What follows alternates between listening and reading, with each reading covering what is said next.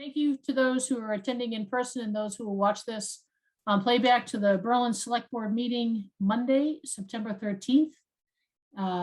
This is a virtual meeting only in light of the COVID-19 pandemic. We have a call to order at 7:01. Our announcements is that the meeting of the Berlin Select Board are generally recorded for transmission on both the Berlin Cable Television Access Channel and YouTube. Your voice, image, and/or phone number may be recorded. And there's Margaret, right on time. Oh, look at her getting everything together. So, approval of the meetings. Did both of you have a chance to look at them? Yep. I'm fine. Questions? No, motion to approve. Second, Excellent. All right. Motion and a second. Stone eye. Hawkins, aye. Keith, aye. All right. We have an approval on the minutes. So, Margaret, if you can take yourself on mute. Hello, Margaret. Oh, hello, everyone. Do we have any correspondence that snuck in? The only thing I have is an update, just to report that the Department of Environmental Protection has issued I want to say, an order on the Maplewood Farm Wetlands Protection Act violation. So DEP, I'm in contact with DEP about the status of their actions, but they have jurisdiction in this matter. So I will keep the board posted as I hear more from DEP. That's really the biggest thing I have today. All righty. For those folks in the audience, we come to our general public comment session. So if you have any questions and want to feel like raising your hand, we will be glad to entertain any comments. All right, seeing none. We'll chugga along. So it's 7:05. Let's see. Mary, is it Joanne who's coming for St. Joseph's? Do you know there was a secretary? Her name is Lee. Okay, all right. So I don't not... see her in the audience yet. Okay, all right. So we'll skip. So we'll skip that. Chief's not here yet. Can't do the classification hearing yet. So Margaret, you're back up. How is your Reader's Digest version of the Town Administrator Report? Oh my gosh, you're bumping me up. Let me see.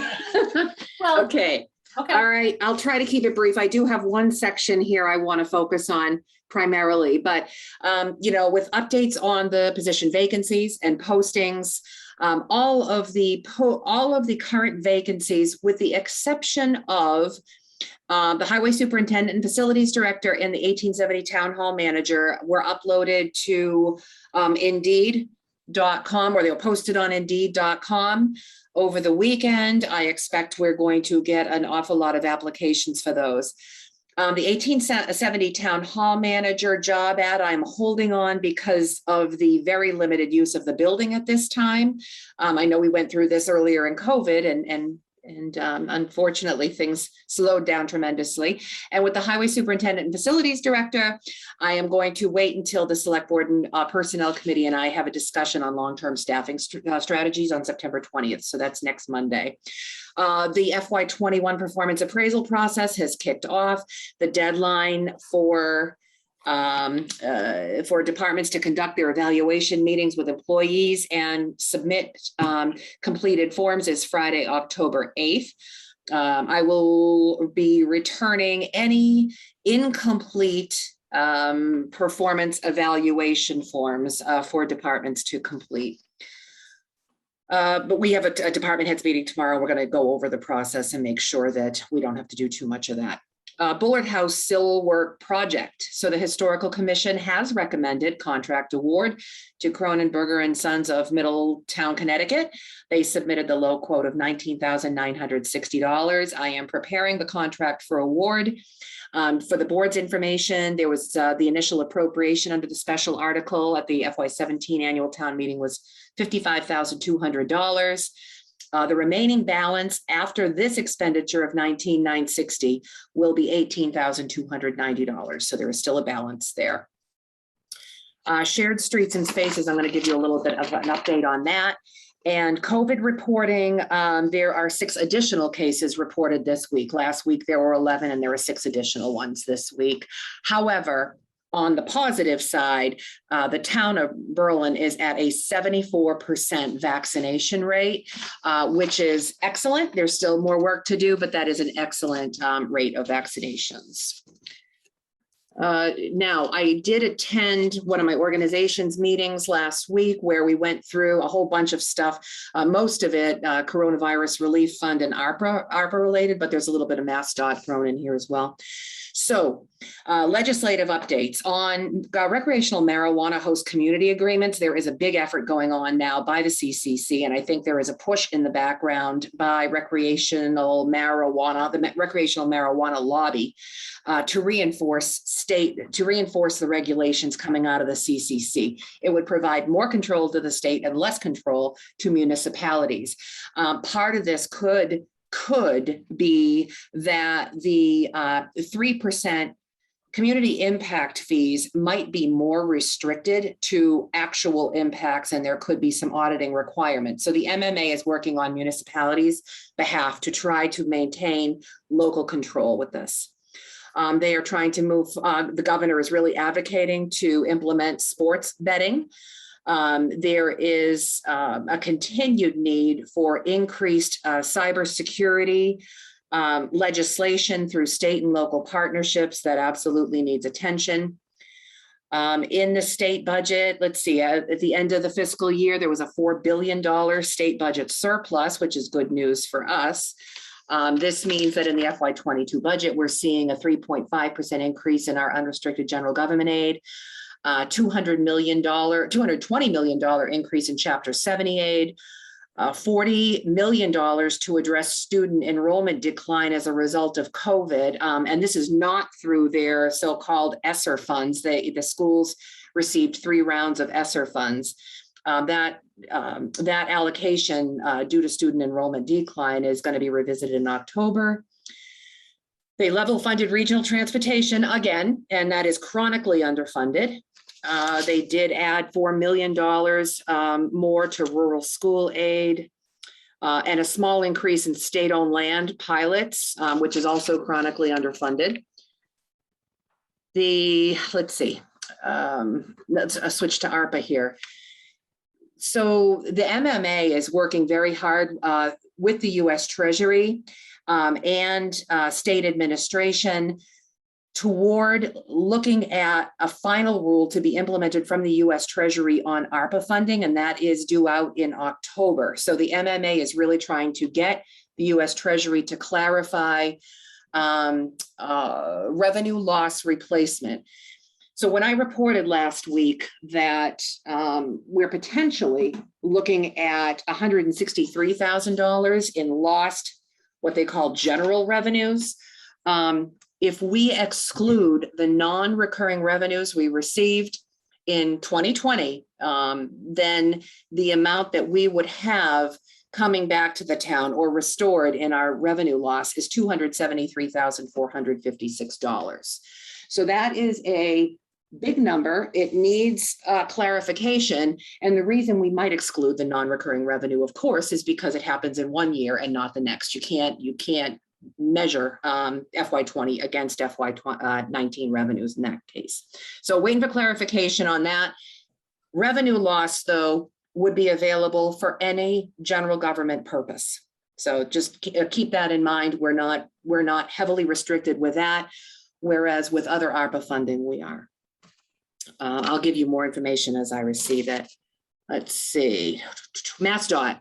So MassDOT is recognizing, well, not only is MassDOT recognizing the fact that the federal infrastructure spending bill might come through, but there has also been a significant amount of funding through ARPA at the state level, $2.9 billion spending proposal. $400 million for water and sewer, and $300 million for road infrastructure. So MassDOT is kind of gearing up to create programs that could benefit local and state roads. So the governor submitted a supplemental budget where there should be, it's expected that there's going to be more money coming in Chapter 90 funds. The Complete Streets program is active and ongoing, and it sounded like they're looking at expanding it. The Small Bridge program is going to be funded again. They are going to be rolling out a new program just for road projects. And at this meeting that I was at, it was comprised of small town administrators. There were many people echoing the need for design engineering funding to go with these large infrastructure projects. Let's see. Need design and pre-engineering. One last thing for MassDOT. You remember the Shared Streets and Spaces grant. There is $300,000 now allocated, up to $300,000 allocated to municipalities applying for Shared Streets and Spaces grant funding in a new round that's expected out in a couple of weeks. So that's something we might want to think about. And where MassDOT has already approved us to spend our remaining balance on a facelift for the gazebo at the South Commons, we may be able to expand on that project a little bit if the town is in favor of that. That might be it. Let me look to see if there's anything else here that I need to report on. Okay. No, not unless the select board would like me to touch on anything in particular. That's it. I'm good. Chris, Scott, anything? I have a question, but I think they'll wait till after our hearings is fine. Okay. All right. So just a smidge behind, Mary, if you could promote Ms. Reardon to come on up to the front. So we will start to engage in the, where'd my agenda go? The St. Joseph's the Good Provider Church at 52 West Street for a one-day beer wine sales service consumption license from 10 a.m. to 4 p.m. only on Sunday, October 3rd, 2021 at the church's 2021 Fall Fair. So any questions from Chris or Scott that we can talk to Sandra about? I believe all of the reviews have come in and been favorable, Mhm. right? Yes. Yep. That is correct. And then Scott? I really No, don't. just happy to have the fall fair back. I know, it's nice. So Sandra, welcome to the meeting. Anything that you can add to this? I mean, it's pretty self-explanatory. I think we've all popped down there. My favorite is the Portuguese booth. Dear God, yeah, that's where I have a tendency to stay and for hang out for a while. Mhm. We're all set to go. If you have the approval, I just need to get the updated form to Mary on the insurance. I don't know. Did she send that to you, Mary? No. No. She's- I'll Okay. follow and make sure she gets it out then. All right, so go ahead, sorry. Oh, okay, so given just the insurance form to come through, if there are no further questions, can I get a motion and a second on this? So moved. Second, All right, let's go to vote. Stone eye. Hawkins, aye.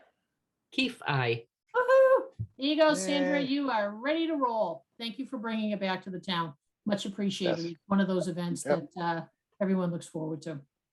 Yep. All right. And if you let us, if there's anything that you need from us, just give us a holler. Otherwise, Mary will await the additional insurance information, but you should be ready to roll in a few weeks. Thank you. You are more Thanks. than welcome. You're Thank welcome. you. Thanks. All right. So, Mary, if you could please promote Mr. Clark. There he is.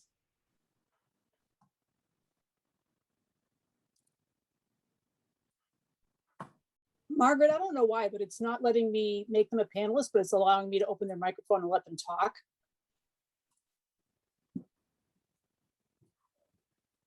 Chief, you can talk. Can I talk? Chief. Chief? Okay. Hello. Hi, Chief. Hey, hi. Okay, no audio then, or no, No picture, visual, okay. just, yeah, no I don't visual. know what just happened to that. All I got is the little microphone symbol down the bottom left, so. Join as a panelist. Oh, I think I might have, maybe I got him. You can't promote him as panelist, Mary? No, Yep, no. there There he he is. is. Yay. Yay. It's the Yeah. small things that make the select board happy. Yeah, Mary have- must have sent something to, like, kind of did it and came up. That's good. Thank you, Yeah. Mary. Hey, Chief, No. how are you? Good evening to everybody. How you doing? Nice to see you. Good. Yep, Doing always well. good to see you guys. Thank you. It's like, I bring to you tonight the August activity report, another pretty busy month, 82 incident responses. It's been busy lately. One of the things that's popping up, and I smile when I see it, is because I like to go on calls and stuff, but today we had 2 double medicals, 2 at the same time, and then later in the day, 2 at the same time again. And we were able to staff them with our own personnel, and other than calling Bolton for ALS on one of them, we're able to do it all with our people. But we're seeing them more and more, like a couple of times a week now, which is like, it's signs of like growing and expanding. The community's like picking up more activity and things like that. So it's like interesting to watch, you know what I mean? But let me start through. Last month, we did 2.6 responses per day. Thank heavens, I keep my fingers crossed, we didn't have any structure fires. Fire-related responses were 31. EMS responses were 35. There was 9 motor vehicle accidents. Public service requests were 2. Some activity to assist the police department, and then 1 vehicle fire on the highway, which is like, it was I believe it was, I'm not sure, but I think it was one of those drive recreational vehicles, like a camper type thing. So those show up really good in the distance. They burn really, really well. So it's like guys did a good job on that, and they had some help from Hudson and Marlboro roll in from the south. It was just north.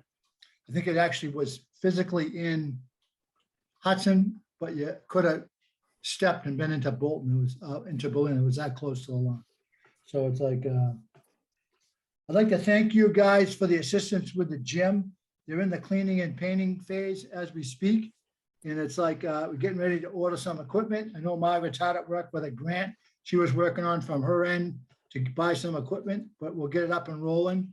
We cleaned out some of the old stuff that we had that was in the back of the training EOC room and went to the dumpster. So it's like, and some other stuff when they did the driveway in the parking lot that came out of a storage shed there. So we cleaned up what we could, kept what we wanted to keep and refurb it and get it in that gym when it's up and ready. So I can see the excitement building to use that. It's really good to like look at. We had kind of like a significant incident. Wasn't really huge. I have a kind of like a decent hazmat background. I was sitting here one night and the phone rang. There was one of the guys, he said, we got something in the roadway here and is it fuming? And I said, yeah, what is it? They said they didn't know. So I headed north and was right at Central and Oak, and it turned out to be muriatic acid, but it was only like a gallon container if it was full. But when I got there going north, it was still fuming. And the lieutenant had come in and had command, did a really good job. We talked with the hazmat people, and they said that it's one of those things that you use copious amounts of water on. And it's like, so that's something that we can do really easy. And we took care of it, and there was no damage to the road. We checked it the next morning, and it was a good incident because it's one of those things that you always got to have your A game when you go out in the street, especially at night. You don't walk into something, and they noticed the issue prior to walking in and took the proper precautions and safety precautions. They cut down the traffic, then stopped it completely at Pleasant Street and Brewer Lane, Brewer Road. So it's like you couldn't drive through it. So it's like, but it was right at Oak. and worked out really well. Hazmat, we could do it with a phone call with them. So everything was, I like when we can do it like that. When you bring them out, sometimes it's a very time critical. They take a time to come in and set up and get working. So it's like, it went really well. I was happy with it. I was there with the guys and it is what it is. So it's like, I like that. It's in my background. So it's like, it was a piece of cake. I got a little total response numbers for you there. As of 10 September, we had 604 so far this year. And it's just cranking the calls out. It's like the shift coverage has been good on weekends and nights, days. And the apparatus is getting some work out lately. So it's like, I think there was 6 or 7 calls just today. So Wow. yeah, so that's not a busy day, but it's like it was interesting, and it was a wide gamut of stuff that we dealt with. So it's like, but it helps to increase the operational readiness when you can get young people involved with those kind of calls, and make it just second nature to go in, handle them, get out, give the building back to the people who have it, and get back in the station, get ready for the next one. So it's like, it's really good. The new vehicle update, the Berlin tanker pumper was delivered last week. The thing is really, the committee did a great job. It was Captain Alessi, Frank Brewer, Jim Spinney, and Chris Malone was on that. He's one of the younger kids, but a huge background in construction vehicles. So he knows the insides and outs of them. And they put together a truck that will deliver really, really good service to the town of Berlin for 20 to 25 years. So it's like carries 3,000 gallons of water. We increased over 400 gallons from the old one, but it's a full toolbox. And I always use that kind of like thing with the guys. When you have a truck and it does a lot of different things operationally, it's like a full toolbox. And some of the trucks like that you'll see some places, it's like reaching a toolbox and you have one wrench in there. This was very operationally flexible. If we needed to put it on to push a bunch of water someplace, it's got a pump. If we needed to move, it's designed to move water, the 3,000 gallons, to dump it and go get more as efficient as possible. So we haven't really got to put it on the street much, because just today I was able to go down to the manufacturer over in Winter Street in Hopkins and pick up the paperwork so that we can register it tomorrow and then start our driver training part of the thing, which is critical. Big truck, a lot of water, tie, and it's not like the engines, which are kind of sleek, but it's like, it's a whole different mindset to drive it. So we got to kind of like hammer that home with all the personnel and through driver training. And a comfortable driver's seat too, Chief. Yeah. I got to have a tour of it. Checked it out. The only thing I wouldn't let her do was blow the air horns in it. She wanted to do Yeah, that. right. Kudos to you. And I want to add, Chief, for everyone's information, that it also came in within budget. So kudos to you and thank you. Well, that's the committee did a fantastic job there. So it's like, I was just helping them along when they were well into that when I got here in August of 19. That was it's going to be a really, really, just a really good truck for the town of Berlin. It's one of those ones that will see a lot of mutual aid, because when people get to see what it can do, they'll say, yep, especially the highway, when you need water, it'll be on the highway a lot. It will live out there. But so that's moving really well. The radios are out for being programmed as we speak, and they'll be put in sometime very, very soon. And it'll be just ready to rock and roll. I attached Dave's activity report from Five Engine that I sent to Mary and shared with you. That's very in-depth, as you all know. And he does a really good job with that job in that report. And it's like, I'm sure there's a lot of things that keep you up to speed as like the governing board for the community about what's going on, kind of like that it's not talked about every day, you know what I mean? But it gives you a good scope of the work that's involved there. And it's, I actually enjoy, even though I talk to them about it every day, it's good to see that report, and it drives me to ask him questions about, oh, what's going on? How are we going to do this? How are we going to do that? To see how it will fit into like operationally into how we protect something when it's made. So it's like, It's really good. I'm very happy with the job that he does. The emergency management stuff is still working. I got to get you some paperwork so that we can go to the next step for some signatures on that. And that I actually have been kind of like with the things going on at the station. I just haven't had as much time to spend with the EMD part of my job, but I got it. That's one of the things I got on my plate for tomorrow. So you'll see some paperwork that'll be sent up for your board to sign.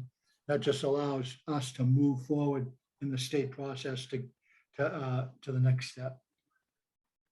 And I got the EMS collections working group numbers there. You can see that, that's self-explanatory. We had the response billing number, that's indicative of the amount of volume that we had for that month, the 69,000.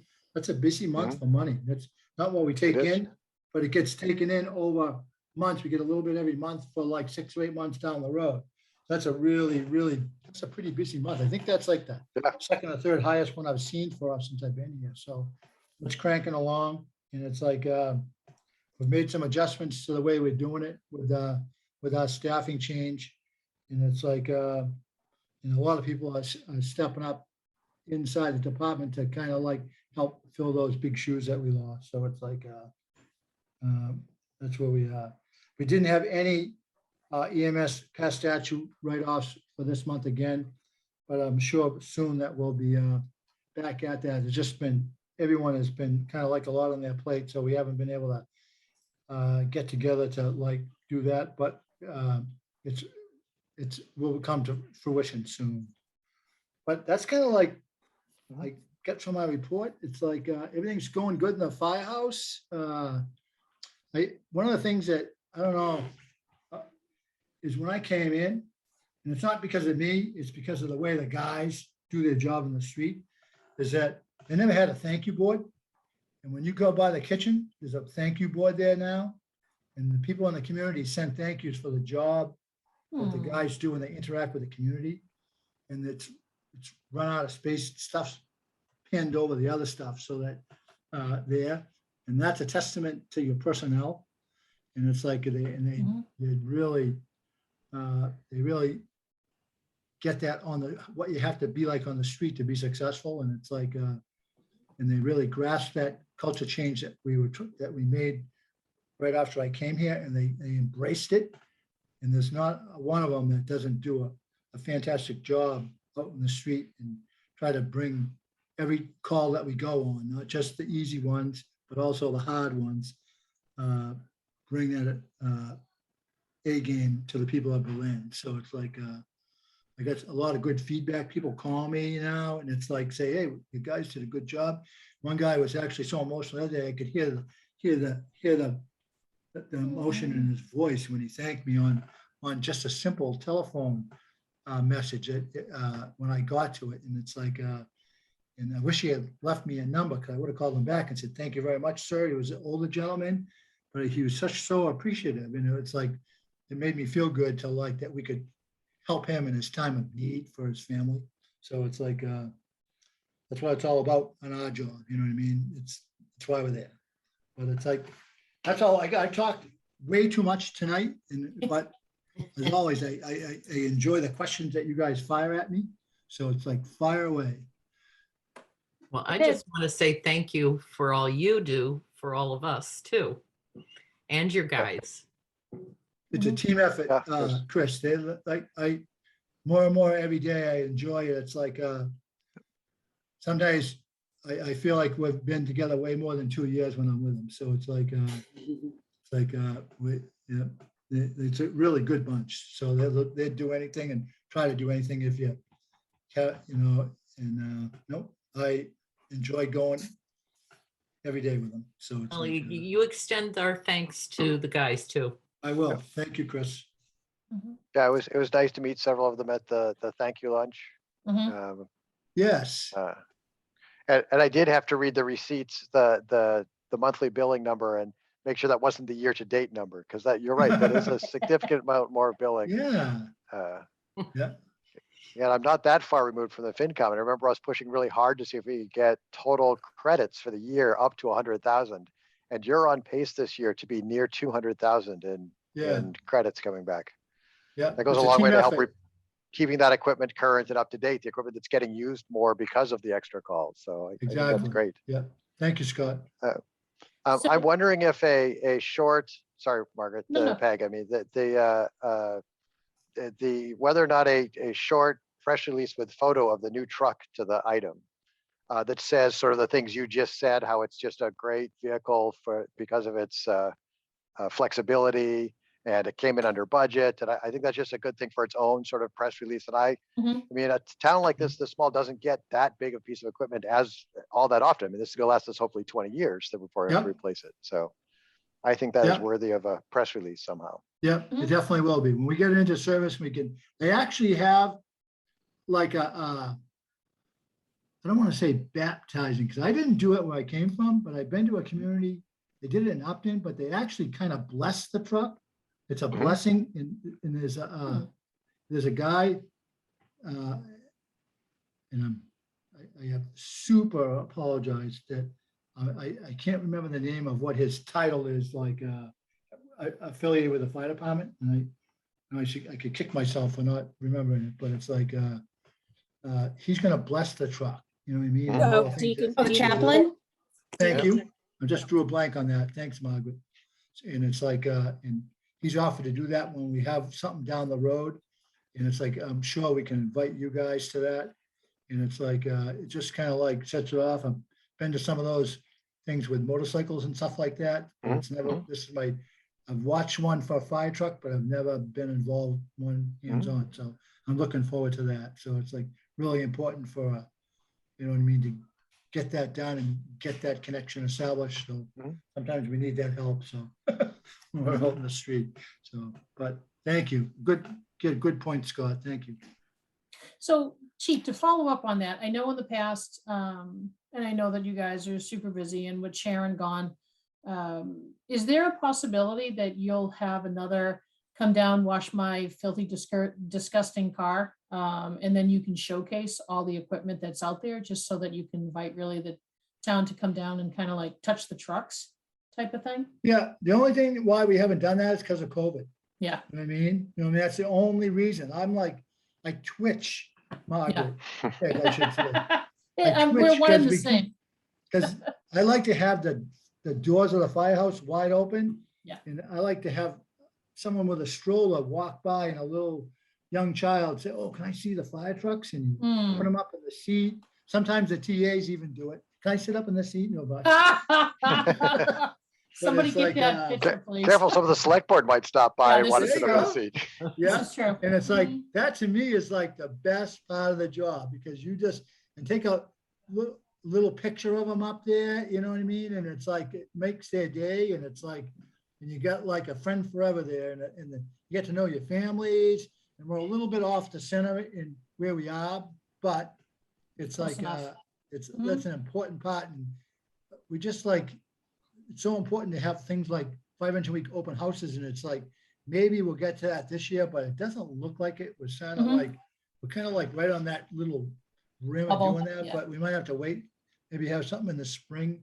But it's Mhm. like, it's so important for the community. It brings them in, and it's like you have balloons and do all Yep. kinds of little things, and it's like, and it's just good for everybody, and you can say hi, and it's not like you're not meeting somebody out in the street during a medical or during an emergency. You like see people relax, and there's no pressure, and it's like, just get to chat. Mhm. That's one of my favorite parts of the job, and it's like, just show them what we got, what we can do, and Yeah. some of the equipment. It's kind of cool. We got the best toys in town, so it's like, yep, I'm with you. Okay.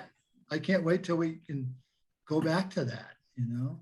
Yeah, we'll get there. We Yeah. will, we will. Yeah. Hey, one final question for you. I know last year, when you showed up in October to do your report, you were wearing a pink shirt for breast cancer. And I didn't know if the town was doing something along that line. I know that Sterling has, I've ordered one. So don't get offended when you see me strolling through. It's got the picture of the woman, you know, with her arm up, says, you know, like, we can do it. All the money goes to Yep. Dana-Farber for breast cancer. So I didn't know if Berlin was selling any pink shirts, pink badges No, or anything? We didn't sell any. The guys got them.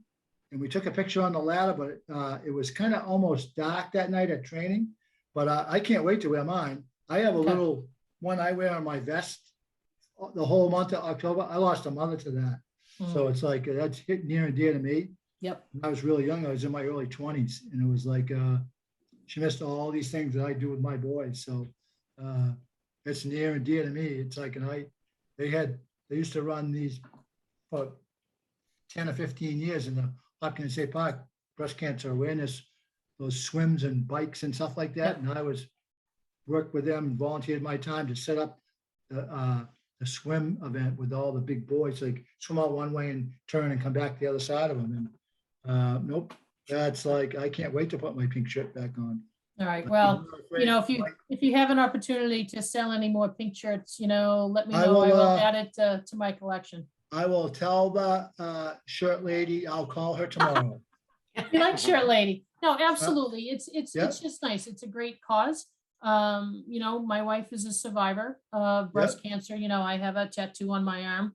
There you go, for breast cancer. So anything, to do that, to support that cause is awesome. I can't wait. I was just looking at it in my closet the other day. I came across it and it's like, can't wait, almost time to put that back on. Okay. You know what I mean? Cool. All right. Well, we appreciate you. We always appreciate your team. Thank you for being here. Please always stay safe. And, just to echo Chris's comment, thank them, for all of us. We are safe because of you. Your team, you. not just me, Yeah. your team. Your team. Yep. Awesome. Thank Great. you. Red and blue. Thank you, Chief. See And you, blue. TA. See And you, blue. Mary. Thank you. Thank Thanks, you. Chief. Take Good care. night. Almost started crying on that one. I know, it's a shock. All right, so if you could, if I see all the assessors are here, if we can bring them to the front. And while they are coming up to the front, let me just find, just about on track for our agenda. We over 7:30. Chris, do you have the legal notice, or do you want me to read it to start? I thought I did. Well, you know what? I don't see it here. Okay. Do you have Right. it? I do, I have it up. Okay. All Well, wait a right. minute. It's on the back of the agenda, isn't it? It's somewhere there. Public hearing notice, Town of Berlin. Yep. Per Mass General Law. Yep, go Okay. ahead. Per Mass General Law, Chapter 40, Section 56, the Berlin Select Board shall hold a public hearing on Monday, September 13th, 2021 at 7:30 p.m. At that time, the Select Board will meet jointly with the Board of Assessors to discuss and determine the certified valuation of each class of property, the minimum residential factor, and the allocation of tax burden among the 4 classes of real property: residential, open space, commercial, and industrial, and personal property. The hearing will be held virtually on the Zoom meeting platform with access as follows, with the link there. Interested citizens may present oral feedback at the hearing or may send written comments to the board before the hearing via email to selectmen@townofberlin.com or US mail, Berlin Select Board, 23 Linden Street, Berlin, Mass. And signed by Berlin Select Board, Margaret Stone, R. Scott Hawkins, and Christine Keefe. Yay, thank you. Well, hello, Board of Assessors. Welcome. Hi, folks. Nice to Hello. see everyone. All Hello. right. Hello. Oh, there she is. So, Molly, I'm going to turn it over to you. Mary, if you can put the PowerPoint up that you shared with us earlier, and then Molly, you can go through it. Okie dokie. So the next slide. This is just saying we're here today. So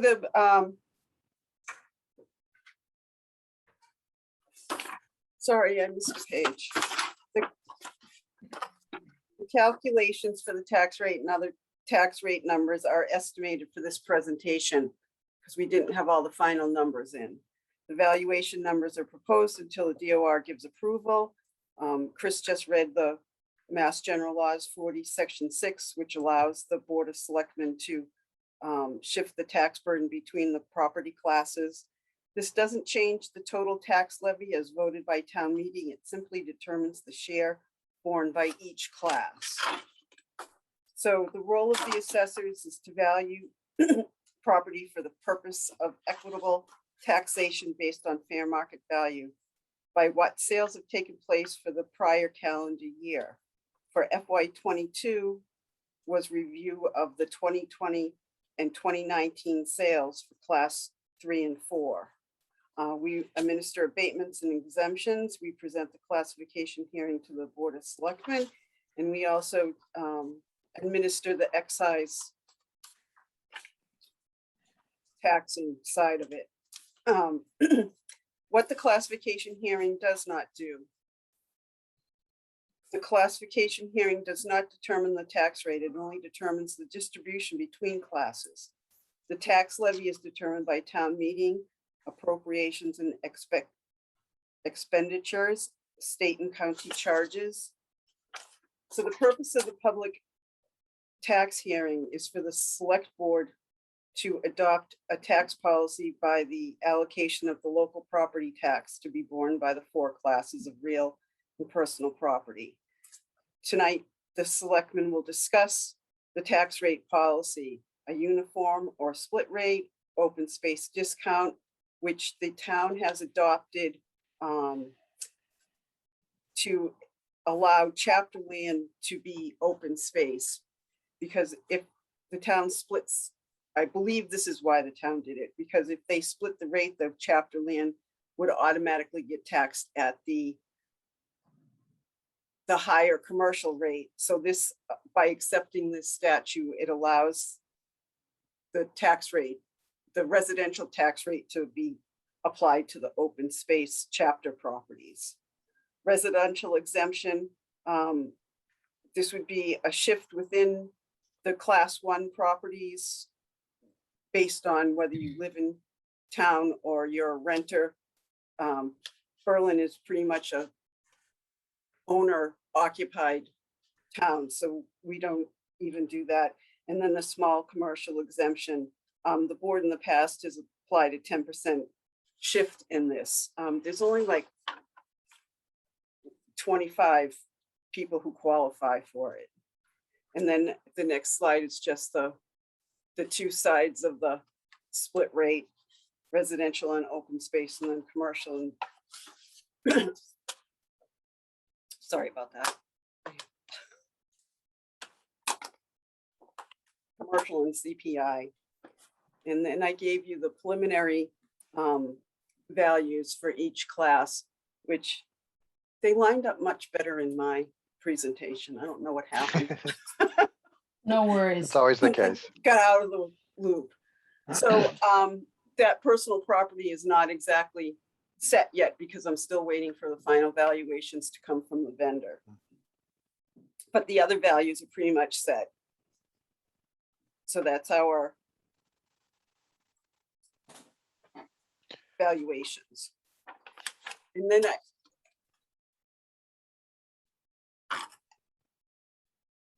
well, this doesn't fit in there that well, but I will send you this by itself because down at the bottom, it gives prior years.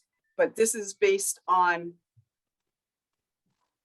what we've done in the past and what might be done for FY22.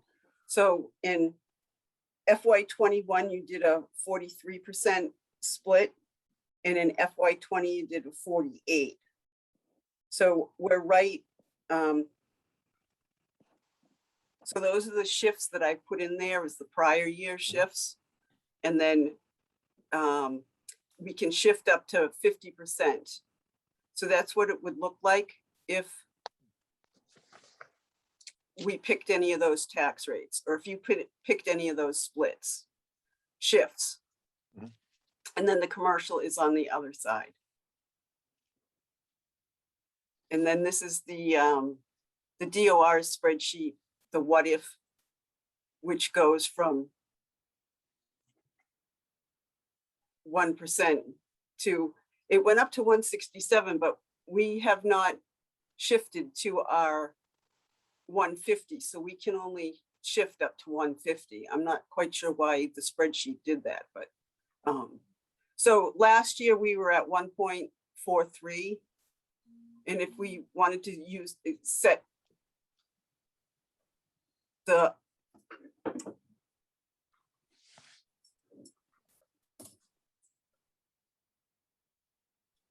if we wanted to get the same tax rate as last year, which was 1558 for residential, you need to do the split at 1.48. If you wanted to keep the tax rate the same, I need to really put the personal property in there to make the commercial tax rate be correct. But last year's commercial tax rate was, sorry about that, 25.95. So it's going to go up.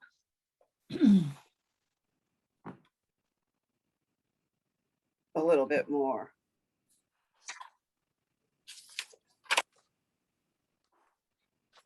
And then this is the historical look at what has been happening from when we did the split and what we've been doing the splits at.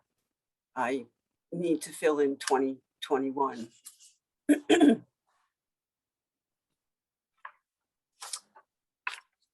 And then the small commercial exemption has to be given to qualifying businesses, and it must be on a list supplied to us by the Division of Unemployment and Assistance. If you have like a strip mall, every rental person in there would have to be on this list for that property to be allowed to get the small business exemption. So it's for the taxpayer, and it's supposed to have a trickle down effect. So if you have small businesses that fill out the correct forms and everything, that whole strip mall would get it. But if not everyone's on the list, then the strip mall doesn't get the discount at all. No one gets the discount. The value has to be less than $1 million. Industrial properties do not qualify for this. And the exemption goes to the property owner, not the business. It relies on the trickle down effect. And then the way the excess levy had come out when I put in these numbers came out to be that. I don't know if that will change once we get the final numbers in, but that's what it's looking like. Molly, that comma's in the wrong place. It's 943,000. Yep. Thank you. I was gonna say 9 million. I'm like, look. I was hopeful for a second.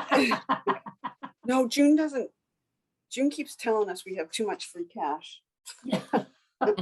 Don't say that out loud, Molly. Oh, all right. I'll I fix that. I didn't say that. Okay. I was gonna say, I've been the proponent for the underride for a while, so. Yeah, that would just be so confusing. So I Scott- agree.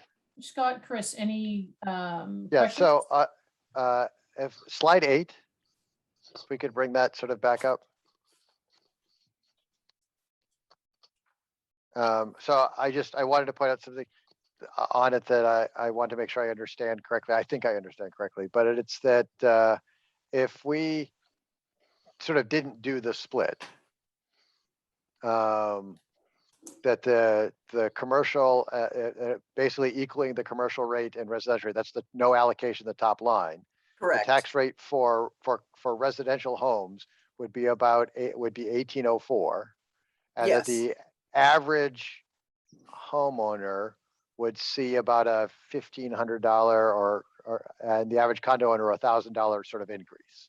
And that Yes. because of the commercials properties we have in the town, and because state law allows us, we're voting on tonight is how much to sort of shift that down and have the commercial properties who, probably eat up our police and fire more than some of the residentials do, would pay towards the tax base.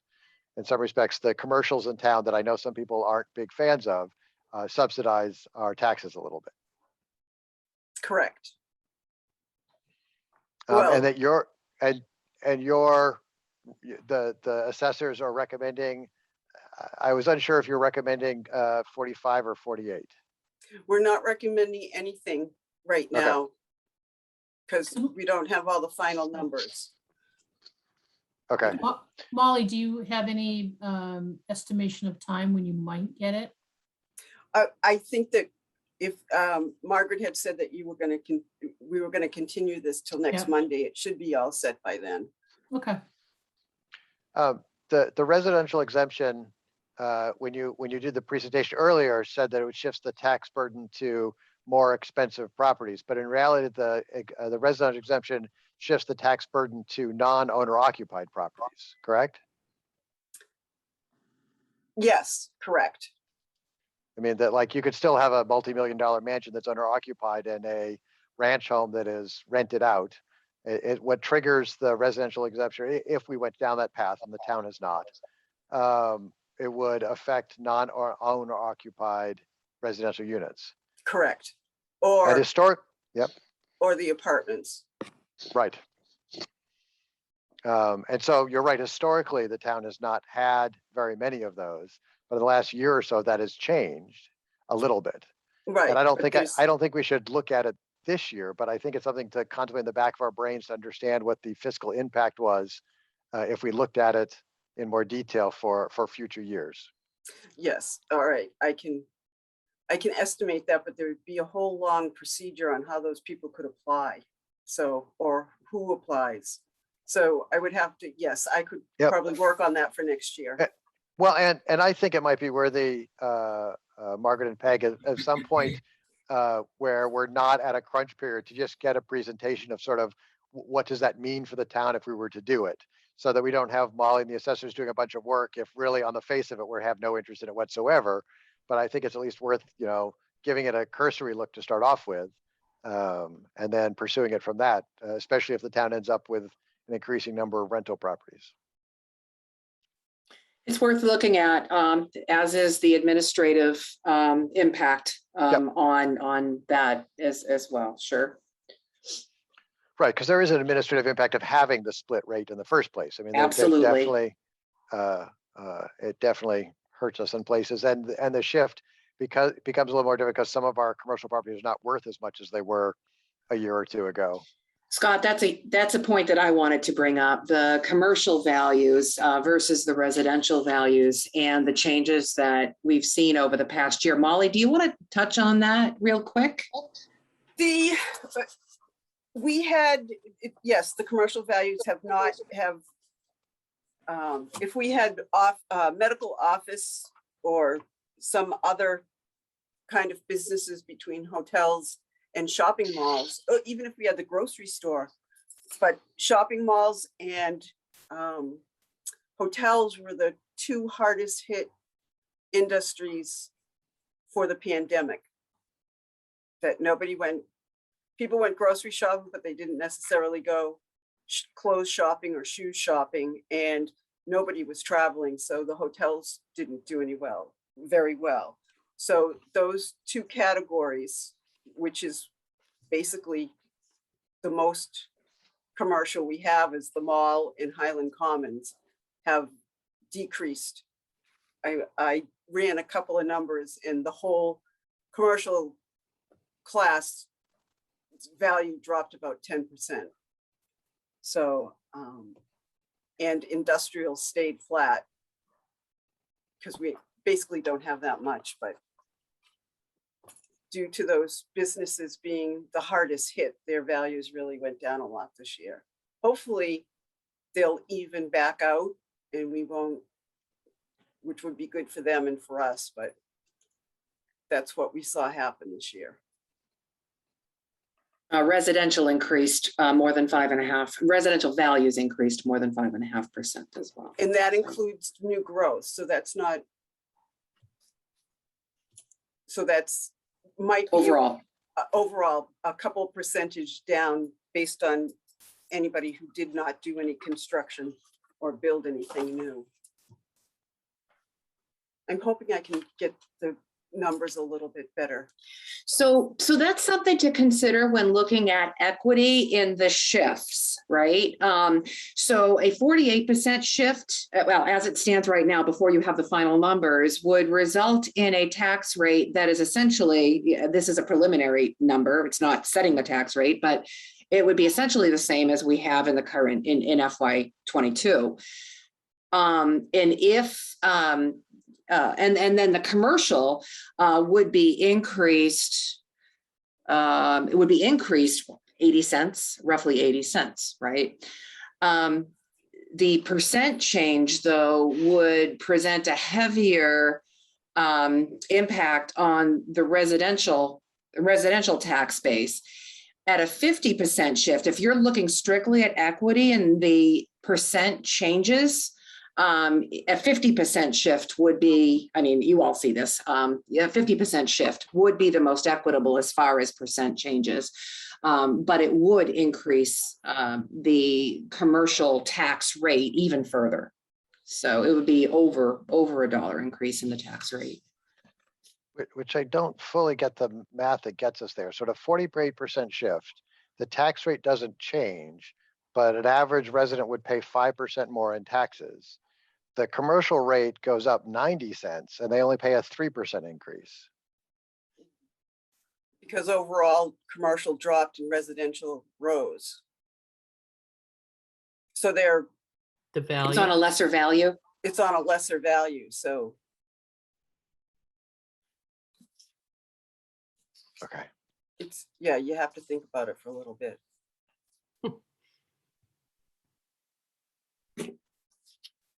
All right, so should we, Margaret, Margaret Molly, should we make a motion to continue the hearing until next Monday, at least if Molly here is back, and if not, then continue it to the following week?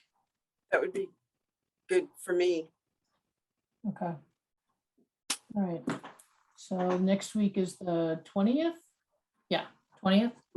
So is there a motion on the table to continue the hearing until a week from tonight? I will so move to the hearing, to continue the hearing until next Monday, Do we need to set a time? 7:30. Yeah, same that time, 7:30. 7:20. Mary, she 7:20. at 7:20. Okay. Okay, I'll second that. All right, motion and a second. Lots of questions, probably more questions to come. Stone Eye. Email me. Hawkins, aye. Key 5. All right, so we have a 3-0 to postpone you guys until next Monday at 7:20. Hopefully, Molly, you hear back. If not, then let us know. Yep. And I can, shift you on the agenda to the following week. Thank you. Good. Kevin, Bev, Mr. Yep. Bradley, anything? Nope, I'm good. All set. Thank you. Kevin, did you throw the skunk on my road, on my property because it smells? Just saying. The one that Did I died in what? front of your house.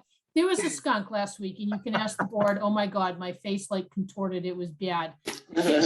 Pepe was bad. And then I found out that Pepe passed away not far from your house. So I'm wondering if you were the one who disposed of the body on the other side of my stone wall. Just ask. I did not, but by the time I got back to do it, it was gone. All right, so somebody The else thing was- flicked it The over the thing was wall. huge. It's Yeah, like it a was. small dog, medium dog. It was Wow. huge.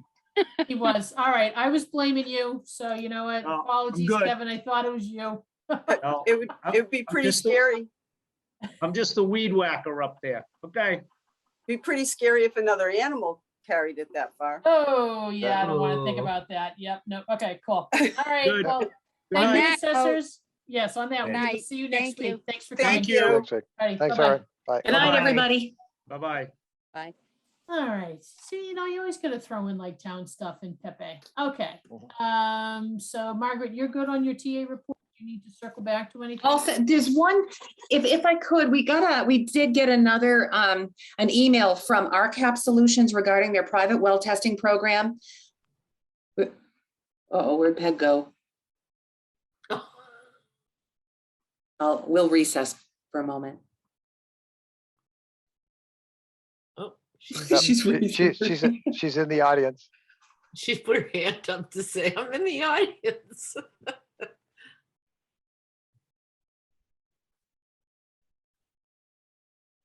It's so unstable when you get rid of different people. It that- really is. Right, It's slow. right. It lags. Right. Welcome and back, it will- Peg. It'll jump. Yeah, no, yeah, I figured Chris is like, she hung up again? Yeah, no.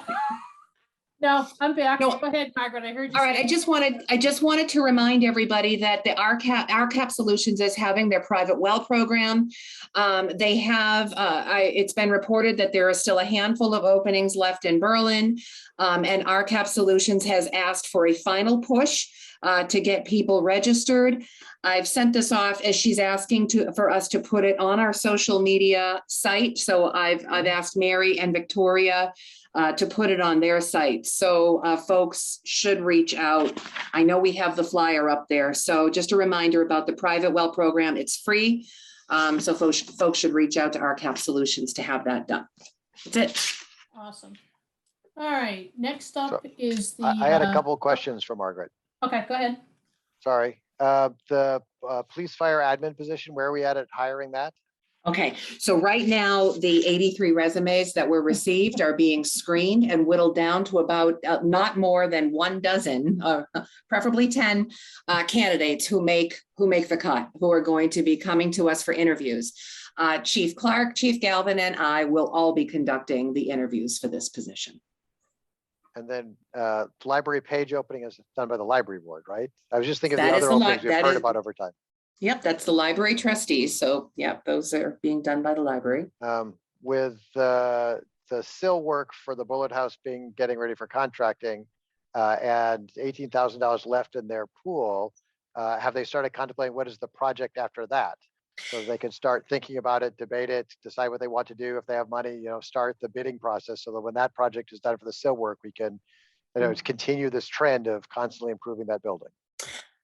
I don't have an indication from the Historical Commission at this time about what project they're going to be pursuing next. Okay. So I can ask them for updates, remind them they have 18,000 left. And then has the building inspector been out to get a list of are there things we're missing that would make it? I mean, what does it take to get an occupancy permit? Because there might be some things we do to pound out just to make sure it could be used for an event or a meeting if they wanted to. I think building inspector, maybe not Richard, I think it might have been a prior building inspector, actually was out there and made notes. To my knowledge, we have not had the building inspector go out recently, but then again, there haven't been changes other than the weatherization. There have not been changes to the building since FY17. Would you need to clean the building out first before any occupancy to really see what needs to be done? He can, if there are any changes from the last time the building inspector went through, sure, they can report on that. In fact, the person who does the work on the sills is going to have to pull a building permit. So this can all tie in with that. Okay. I just want to make sure we just continue that nice sort of march and what we can do as select board to help it as well, to continue that march to getting that building to a jewel of the town that it could be. Mm-hmm. I would love to see an architectural study done so that we could leverage town funds and get some funding from the Mass Historic Commission, but that's going to require an architectural drawings to do that. So, but that's just me. I'm not the Historical Commission, so I will ask the Historical Commission for their feedback on that. Yep, that's sort of my list. All right, Chris, anything? I just wanted to offer, if you are looking, it looked like you had something in the TA report about a search for the police chief, and I would offer myself up to be on a search team. Okay. On behalf of the select board, unless Peg or Scott are dying to do it. I appreciate you volunteering. I wouldn't have the time, even if I'm very interested. Yeah, same, ditto. Very interested, obviously, in that, but just don't have the capacity during the day to sneak away for hours at a time. And at this time, I do have the time, so I'd be happy to do it. Thank you. And Thank you you, do a and good I job of forgot it, to so. mention it, so thank you. All right. So scooting into old business. So the mobile food vendor policies, procedures, and application. Margaret, I understand that you received. I'm Additional feedback. yeah, getting a little tired of this one. This Alright. has been round and round and round. And so in the latest iteration, I've tried to adjust it to be one day, given the fact that fire inspections are required the morning of the event. I had imagined that the board would be able to establish a policy where you could issue an annual license or a license for a period of time. But where a fire inspection is needed the morning of every event, it's going to make it overly burdensome. And so I've tried to adjust the policy and the application to reflect the need for daily inspections. And so this policy, frankly, I'm going to be perfectly honest, has taken more time than most policies I've drafted. And so what I would recommend at this point is, if you don't have any major concerns with the amendments that I've made to the policy or the application itself, or the fee of $50, the permit fee of $50, that I would ask the select board to approve all three as is. And later down the road, amendments could be made as needed as we find out how fire inspections could occur in such a way to allow food trucks to be present for more than one day. I just have one question. It looked as though you had crossed off the word gas and put in propane. Yes, it's propane, not gas. It's not natural gas. So I wanted to make it clear that it's actually propane. Okay, so I just wanted to make sure there was no gas in any part of town. No. They're not hooking up to any gas in town. This is all propane because it's on the mobile, the food vehicle itself. Okay, all right. Then I'm good. Can I get a motion?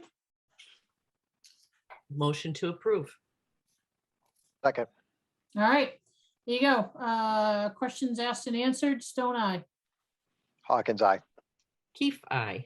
There Thank go, you. And Margaret. I'll continue to work with the fire department to see how we might be able to expand this a little bit in the future. Okay, awesome.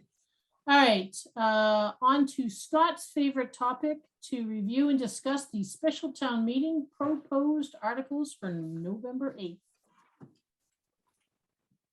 Do we have any articles that are in like a form to even discuss at this point? No, I have mean, I not wasn't put any expecting in, I have not put any in article form yet. And have I'm totally fine added- with that. We opened it early, so Yeah. I Yeah. think we're ahead of schedule. And so I think this has to stay on the agenda, but I wasn't Yeah. expecting anything to be ready for today.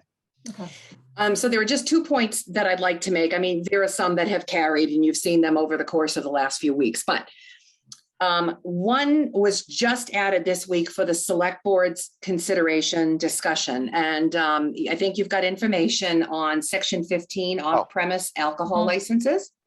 So we are at our quota. We could not, if an applicant came forward asking for an off-premise all alcohol license, a package store license, the board would not be able to issue one.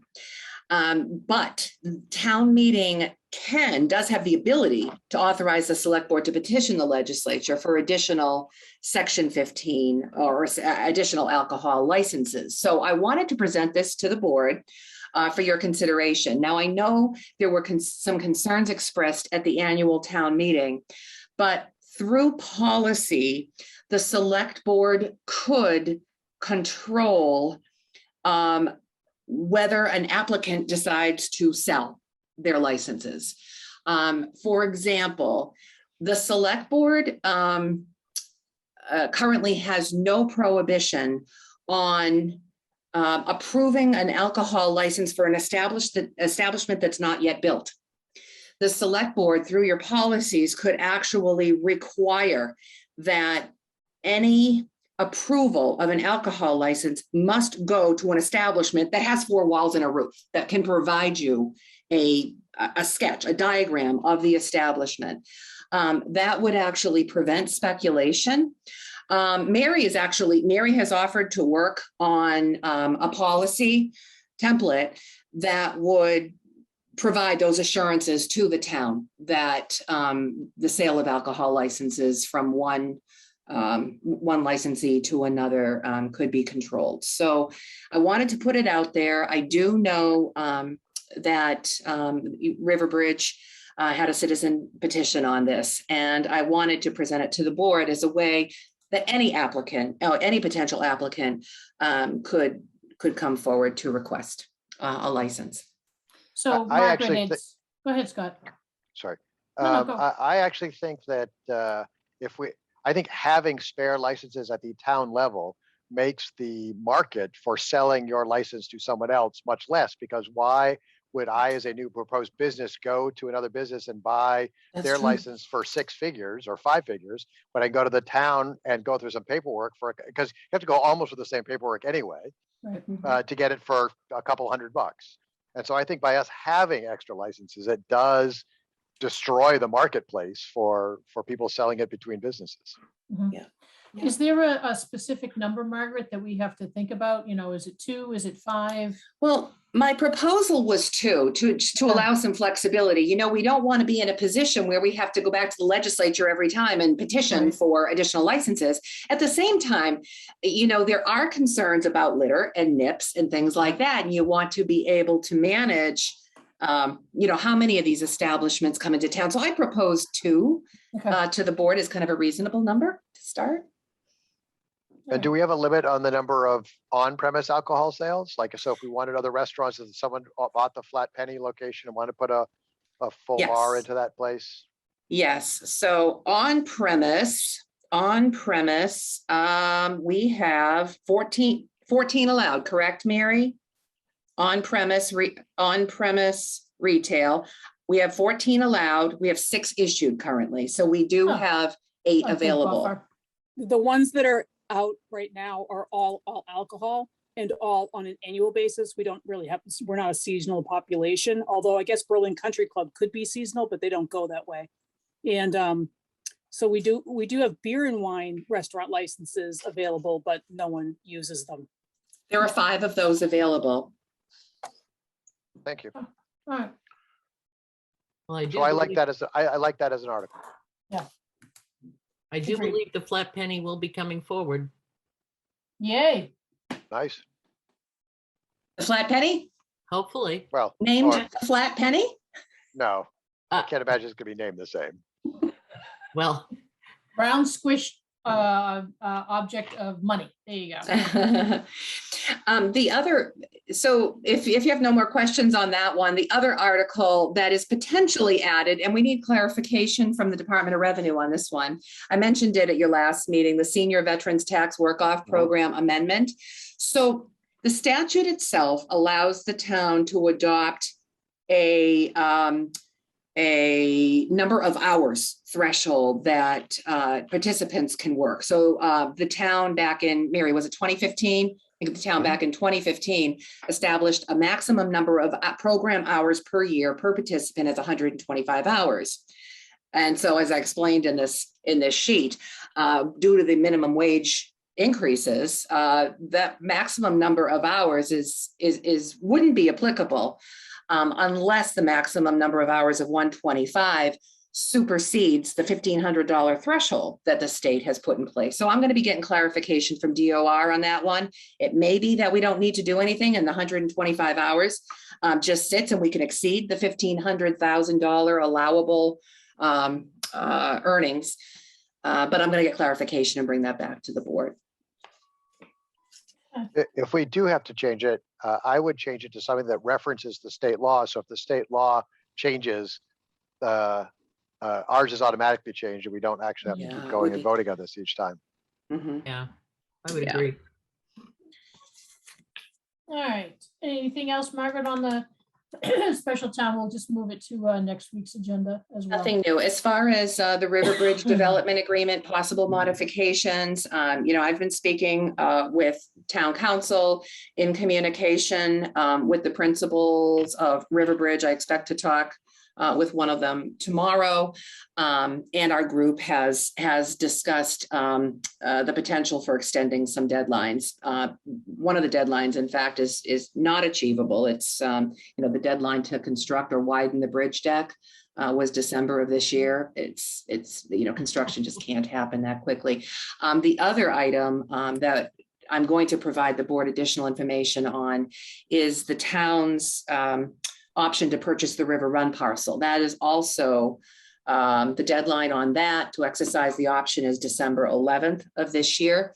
So if the town did want to purchase a portion of the River Run parcel for $1 under the development agreement, town meeting would have to take action on acquisition of the property at the November 8th special town meeting. So I'll keep you posted on that as well. All right. So next up on our agenda is the Mabel Marble Felton Scholarship Determination. Mary, thank you for sending the letter out. I see that there was a response to it, but they need some more time. So I'm assuming that this can shift until next week as well. Yes, Isn't it the Mabel Felton Marble? Mabel, I'm reading it off the agenda.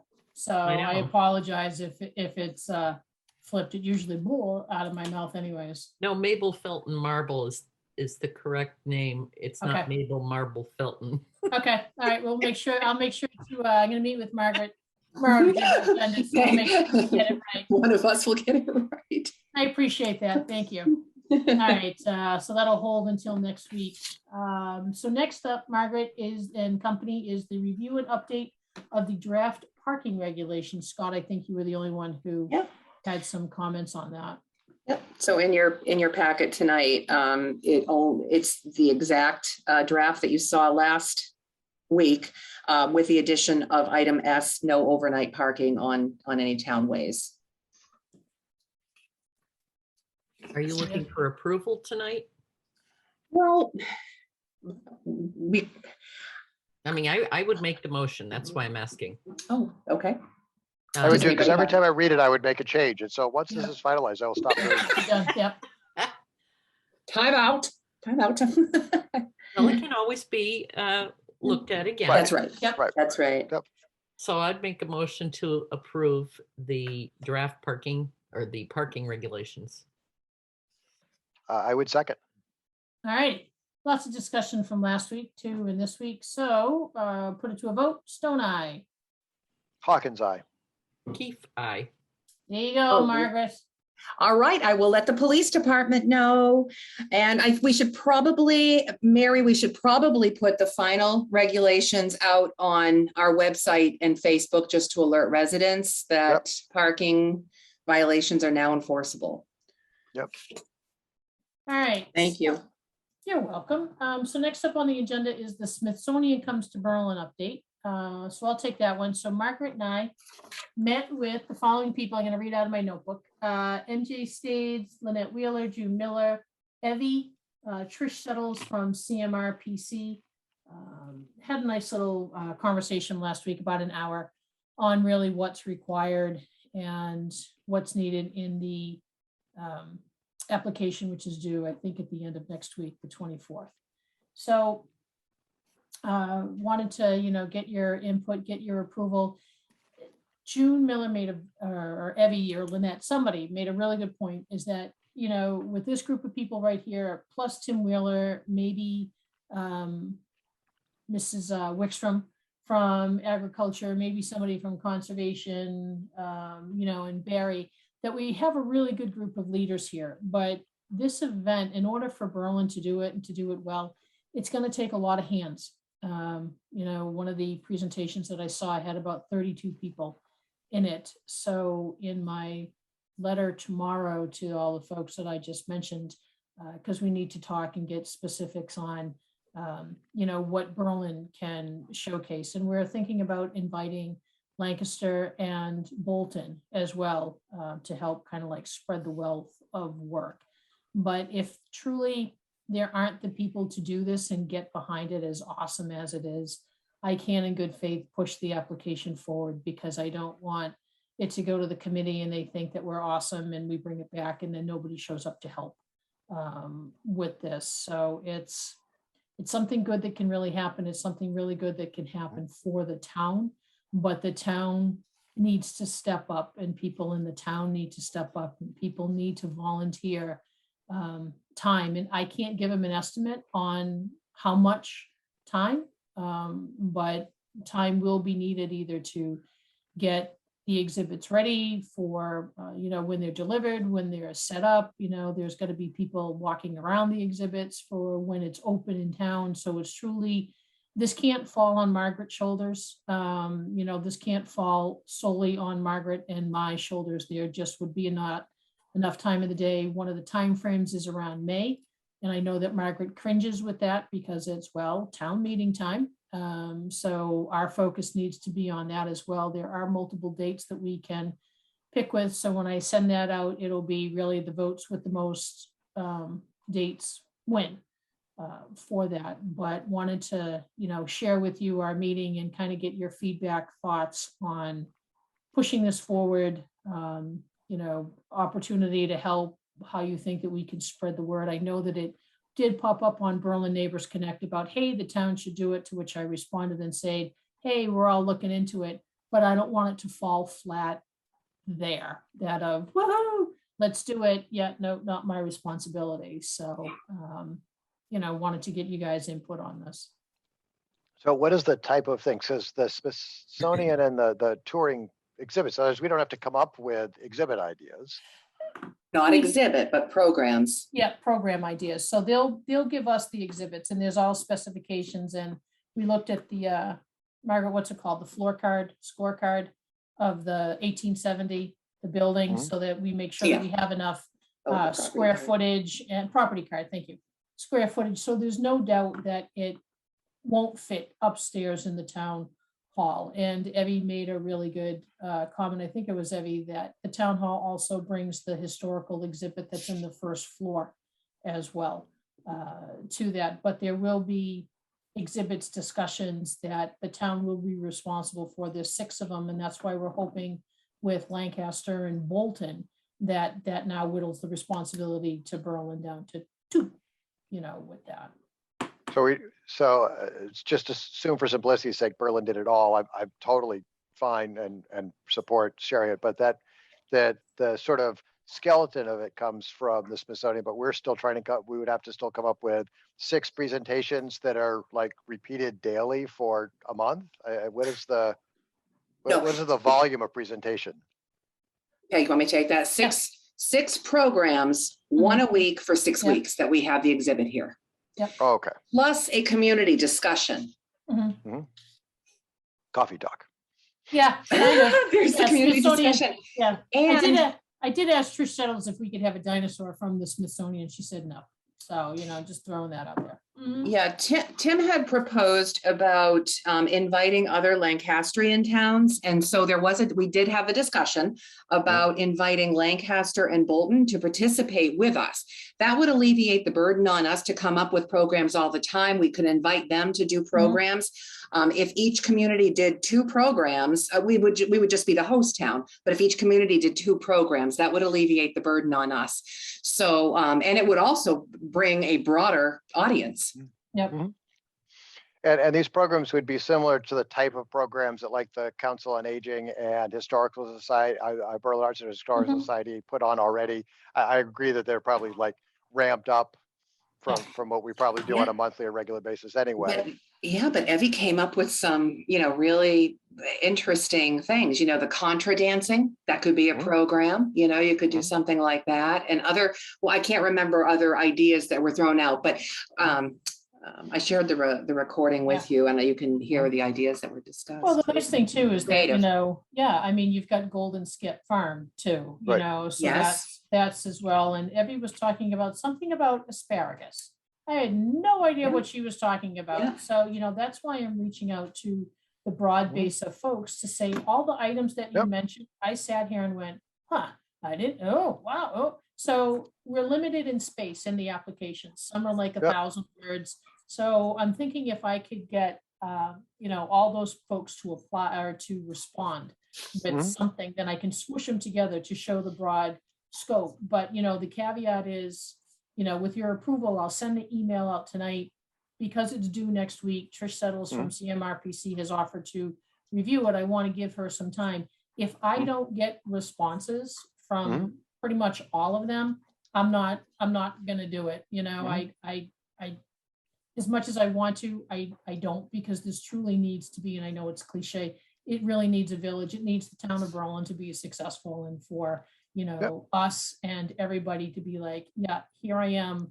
What do I need to do? And is Tim the one that's going to contact Lancaster and Bolton?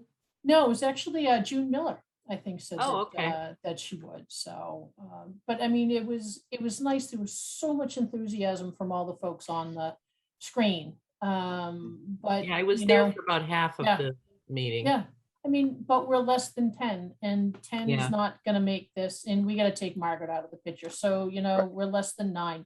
9 will not make this program successful at all. And Is there money associated with this? Yes, $10,000 grant. We need to match the $10,000. However, the $10,000 can be matched with in-kind contributions. So when we have meetings like we had the roundtable, 1 hour for each participant, and you know, the $10,000, it's going to add up quickly. Right. Police helping direct traffic. Yeah. Fire making sure we don't overdo Use the of the building. space, the heating, the air, whatever. And they're helping with marketing, or is marketing all in us as well? I'm just trying to get a sense of how big the burden is to us. When I started thinking of like who I might know who could also help out with this. Yeah, I believe they're going to be helping with marketing, and they definitely are going to be doing a training for volunteers prior to the exhibit coming to town. You know, this isn't a matter like Peg said. It's really going to require a strong team effort, and June has actually said this twice as well. I actually feel that our application is going to be strong. And I don't think that there's an issue with the application being approved. It's whether we have the capacity to pull it off. Yeah. Because there's what, six communities, I think, in Massachusetts, they said they were select, and Trish didn't know, did she mention? She wasn't aware of any other central, she wasn't aware of any other central Mass towns that were applying, so. I mean, because in some ways, if we're looking at the volume of work, money helps cover some of that. You know, like if we needed people to just be sort of docents for the day for 6 days, and we gave them all $100 stipend, you know, that the amount of people we have available for that probably goes up. And you know, I'm just thinking of other places where that money might be helpful, that alleviates a little bit of the workload out there. There's still work involved. We still have to have some good programs. But I imagine something like this will make Chronicle or the other stuff that just, you know, it'll make the Worcester Telegram and Gazette. It'll make the, you know, it'll be other places where the town gets some sort of nice props. And it's just a feel good for the stuff we do. Oh, it is. I mean, like we said at the round table, you know, how many towns get to say, oh, the Smithsonian came to our town? Yeah. And you know, and one of the dates is in the fall, so wouldn't it be nice to have one of those as our dates, you know, bring them down to you know, for apple picking and all the other stuff that goes on. So, or in the spring when all the farms are coming to life. I mean, I sadly don't know, like, when's horse season, where all the horse farms here are doing shows and events. The ones at the top of the hill here seem to be doing a lot this fall, and so if that's also a fall thing, you know, where the town is already doing a lot of good stuff, and I think it's a great idea. Well, that's just it. You know, if you do it now, well, guess what? We just suck St. Joseph's Fall Fair, you know, into this as well, or if First Parish Church, you know, does their thing. So there's lots of opportunities for people to go to do just the Smithsonian. With that, so maybe a pumpkin carving contest in the town square. Yeah, that would be kind of cool. But again, it's great to talk about. There's a lot of enthusiasm, but when you know, foot hits the road, are there going to be enough feet there for us to pull this off? How about the other individuals on these different committees that met with you? What? Like other library trustees, yeah, other historical members. Yeah, and that's why we only asked for like one committee member there, because we knew that we had a limited time, but they're all there, and the people that were there truly support this. You know, Evie's a great organizer, so we can tag her for a project plan, you know, type of thing. You know, so there's great interest. It's something that the library trustees fully support. Bob had come up to me last week or 2 weeks ago at our luncheon and said, hey, what about this Smithsonian thing? So yeah, there's definite interest, you know, up here. We just need to make sure that it does this and it does that. Yeah. All right. You know, I'm excited about it too. I just hope, like you said, that there's going to be support to keep this thing moving. And yeah, and I will, you know what, I'll find the post that's on Berlin Neighbors Connect, you know, and see if I can, you know, I'll put something out there to say, hey, we're talking about submitting an application, but we need you. You know, you means every resident in this town, you. So you want it, come get it. Yeah. And I think the volunteer opportunities are everywhere, from something that is just pure, some physical labor to help set up, take down, put out signs. And some of it is more cerebral, which is, you know, come up with programming and be sort of a docent type. Some of them will be even presenting a program, which I know a lot of people in town have done programs, and some probably even have programs. I mean, I'm sure Barry could do a great program on any historic topic about this town in 15 minutes notice. So, because just this knowledge that in his brain. Yeah, so that's what I can do next week, is that if I get feedback this week, you know, I can share with you. I'll put it out in our agenda just to show you like the sections of it where people wrote back, and then hopefully be ready to roll with this by 24th. And the fall date is fall of 22 or fall of 23? It's 22 through 23. Right. So it's like anytime from, I think it was what, February, Margaret, through or September of 22 through June of 2023, I believe. Right. I mean, it's pretty broad. Right. Right. But if we did a fall date, it looks like it's 22. If we did a spring date, it's 23. So a spring date gives us more time to plan. But a spring date, you're right. January is not the prettiest time. I mean, for the town. That wouldn't be the best time to do it. That's not our bright spot as a town. No, and that's one thing that we talked about as well, is that you don't want it in the dead of summer upstairs at 1870, because there's no air conditioning. You know, there's no air conditioning up there. So or in the dead of winter, because access to the 1870 would be pretty difficult. Correct. Yeah. So, you know, in the spring, where maybe you might have to get a couple window air conditioners and throw them in, and fall, you open the windows, you know, and let the nice crisp air in. So, you know, we'll see what happens. Okay. All right. All right. Posted. Oh, absolutely. Absolutely. All right. So on to new business. Margaret, back at you for the review draft of the Select Board Finance Committee FY23 budget letter to the schools. Yeah, you might recall that this was discussed quite a while ago, and here we are getting close to the start of budget season. So I've prepared an initial draft for the board's review and comments, and I've also shared this with the Finance Committee for discussion at their meeting this Wednesday night. And together, my hope is we could put together a letter that goes to the school district well in advance of their FY23 budget preparations. So I don't, you know, right now, again, it's a very first draft, but I wanted to include some essential requests of them, particularly interested in use of ESSER funds. That's their equivalent to our coronavirus relief funds. And so they will have received 3 rounds of ESSER funds by this fall. So what I'd like to ask, and I've included it as item number 3, is if they intend to shift any of the ESSER funded costs to the budget in coming fiscal years. I know that that has happened. It may need to happen, but it would be good to hear from the school if they intend for it to happen with ESSER funds. As far as the comparative budget and assessment growth data, if the board and FinCom would like me to plug something in, I mean, it's very easy. This year, you could do something as simple as our bottom line budget decreased by 0.6%. And intergovernmental expenditures increased by 3.5%, or something more broken down than that. But just to show that there is a level of sustainability we need from the schools as far as our budget goes. So do you And- want comments? Do you want us to wait until finance Yeah. weighs in? I'd like for you to review it. And I thought it was a really good letter. Yeah.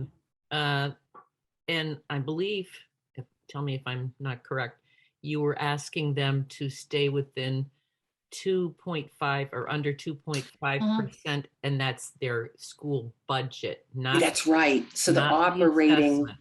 yeah, So I don't overall, know. I mean, some people maybe haven't been involved in the schools, may not understand the difference right. as So far as parents or.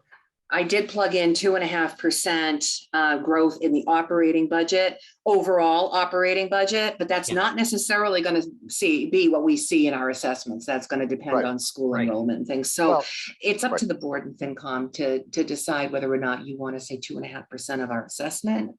I don't know what I that mean, reflects on. the assessment is sort of not control. You can't control that as well. Right. Because right. that's the number of kids, and we can't control the number of Right. kids that go in or go out. And ours usually stays pretty stable. Boylston's goes up and down and up and Yeah. down. But Well, and Assabet too has some. But oh, it- this is but just if- for if Boyle- it- just for right, Berlin, so if yeah. it goes down at Berlin Boylston, then it usually goes up at Assabet. But Yep. it is really very much more stable than Boylston's has been historically. So you agree with the 2.5% of the overall operating budget? I think that's the Yeah. I think that's the fair thing. I think that's something they can control better than they can, Yes. because they can't really control state they aid. They can't. can't control the allocation Right. between the two towns or the foundation budget of state formula stuff. And so that does mean that sometimes we'll see a decrease even though they went up by 2%, and sometimes we'll see a 4% increase when they went up by 2%. Yeah. But at least give them something they can control. Yep. The only thing I thought was missing, which was a frustration when I was on FinCom, is timing. Because because they're half of our budget, if they don't come in with their number until March, then it gives us almost no time to figure out what we want to do with the rest of the town, or no time with them to negotiate that number's too high, or if it's too low that we can spend somewhere else, or reduce spending. And so I'd like to see if we could say that we want a preliminary budget. It understands preliminary, and it might change a chunk, at whatever works best for FinCom. I mean, I know what date works. I would have liked if I'm on FinCom, but I'm not. So I don't want to prescribe to FinCom what their dates are, but. Yeah, no, I completely agree, Scott. That deadline is set by the regional agreement, and it always seems to be so late. Well, and that's so late, and maybe that's for the final one, because I think they It should give a is. preliminary one where we can plug it in and look at all of our other numbers that came preliminary from all the departments and go, oh my goodness, it looks like it's going to be, a 6% budget to Berlin. We have to find a way of cutting that, and then go back to both them and the other people who have requested money and say, look, it's a $500,000 increase. We can really, as a town, only afford 150,000 across everybody. If you went down a fair percentage, that means that York should cut 50,000 or 75,000, or So especially since we know we're going to want to increase in Council of Aging spending, and we're looking at added staffing in other places. It hamstrings us if the schools take away all of our ability to spend. yeah, It does. let me ask you a question. Would it be fair to ask to stay under 2.5 for each of the schools? Or is it more fair to say altogether? Because last year, Tohonto's was very high, and Yes. they tried to reduce Berlin because they couldn't reduce Tohonto. I So want to give for the school board each- some some flexibility within. I don't want to try to micromanage them too Right. much. Right. And Well, so I think if the total stays down, I mean, I think it's sort of up to the parents to make sure that, and other people interested in the school board, they don't sacrifice the elementary school just to make sure that the high school, the middle and high school do well. well, the tendency Because the was reverse happens always, too. but the tendency was always to cut the elementary schools who usually suffered because it was more difficult to cut at the Tohoto level because we're 1/3, 2/3. Right. And So if, do you for think- every, say, if Boylston had to cut, $10,000, then you had to cut, twice as much Mhm. from Berlin. So Chris, do you think requesting the 2.5%? I don't know. Maybe get the feedback from Finance Committee. Okay, Because if you can understand the Mhm. 1/3, 2/3 at Tohoto and assessment and how it Right. is harder to control. okay. Right. The example is that, and sorry, Chris, just for people who are most listening as much, because I know you get it too, but that if we ask the schools to cut $10,000, if they cut 10,000 from the elementary school, they cut $10,000. They cut $10,000 to Berlin, they have to cut $30,000 from Tohoto. Right. And so when we push them to cut, they will Right. look more to the elementary schools than to the high schools. Well, it just would be nice to be able to keep at a 2.5% Mhm. at both schools. Mhm. But it just fluctuates so high at one and low at the other usually. So I don't know. Maybe Bob Connery can give you a little insight into why that's happening. Ask. Okay. All right. All right. So I'll pass these comments along then to the Finance Committee for their meeting on Wednesday night. And I will edit the letter as requested. I'll bring this back to you. Peg, we should bring this back next week for a review of maybe a final draft or close to final draft. Yep, not a problem. Okay. All right. And then last up, our board's questions, comments, liaison updates. Go. I got nothing. The Chief Clark has talked several times about it, has sent to us the emergency management plan that is waiting for sort of our signature. It is 97 pages long? Yeah. If I remember correctly. Yeah. And that I've scanned through a little bit. I'd like us to think about what a proper presentation to us of the plan. I mean, we could pass it and sign it, but I want to make sure there's some, we give it it took a lot of work to put that together. It is a very valuable document. I would like to give it a little bit more airplay, and it would force me to really dig into it deeper than I might otherwise do. And we obviously can't read 97 pages. We can't present 97 pages. So how in a 10 or 15-minute presentation can we get the crux of the, because I think the taxpayers, I mean, this is the stuff we do, that when an emergency hits this town, a hurricane comes through or a tornado comes through, there's a big fire on 495, that we are, as a town, are way readier than I think some people think we are for some of this stuff. And I think I want to give all that work the positive kudos and airplay that it deserves. That's a really good point. And I could ask, I'm sorry, go ahead, Chris. No, I just said good idea. Yeah, that is a good idea. I could ask Chief to invite the MEMA rep who actually worked with him to develop this, and they could put together maybe a presentation. So I will I don't talk think with we're in Chief. a hurry, and so we have a bunch of, like next week is very big, and so I'm thinking this will be a month or two out. Okay. All right. That's all I had. All right, Chris, you got anything? No, I got nothing. All right. I just have one. So I sent a shut the front door email to Margaret today. I've been having Tell them about issues your ordeal. for the ADA grants. You know, I would do everything and hit the submit button and it would come back to a blank screen. And Margaret was ever so kind to provide some email addresses. So then I started bombarding them. And a gentleman finally acquiesced and said, if you can't do it, send me the Word documents and I will input them for you. So this afternoon I went over and took my work laptop and said, I'm going to try. And then sure enough came, thank you for your submission. So that was the shut the front door to Margaret. And actually the gentleman wrote back and said received. So the Nice. ALS, yes, so the active listening system has been put in, that's for 2,500. The tactile signs, I think that's round up somewhere around 1,700. That went in today. I need to do the handicap parking one. So that's not only the signs and then the decal, but there's a couple spots in town where the paving spots need to be evened out. So I'm gonna throw that in there. I think that's around 10 grand. And then there's some like general construction that we were talking about last week. The doorknob doesn't open the right way, things need to be lowered, light switches need to come down, things like that. So I will get those two in. I think it's October 3rd is the cutoff date. So then once those go in, we sit and wait.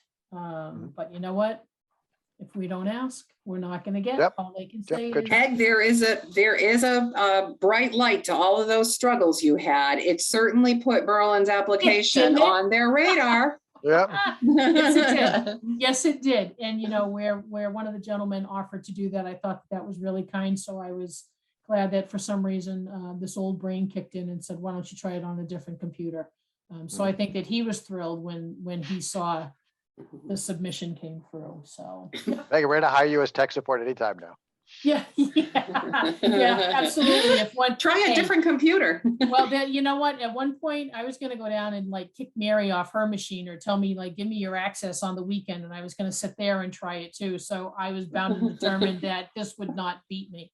But so those are good to go. So that's all I have. So I should have the other two in by the end of the week. All right. So I see no reason for an executive session. So giddy up. Let's wrap this thing up and we'll see you next week. Motion to adjourn. Second, All right, motion in a second, Stone Eye. Hawkins, aye, and thanks to Matt and June for staying all the way to the end. Thank you. Thank you. And thank you, June, for working on that recap. That's right. She's got it just about done. Appreciate that. Chris, did you second in all our celebrations? Yes. Yes. All right, She ayed too. motion in a second, Stone Eye. Hawkins, aye. Keep I. All right, Yeah, I we're know. out. Don't Thank worry you, about it. everybody. I-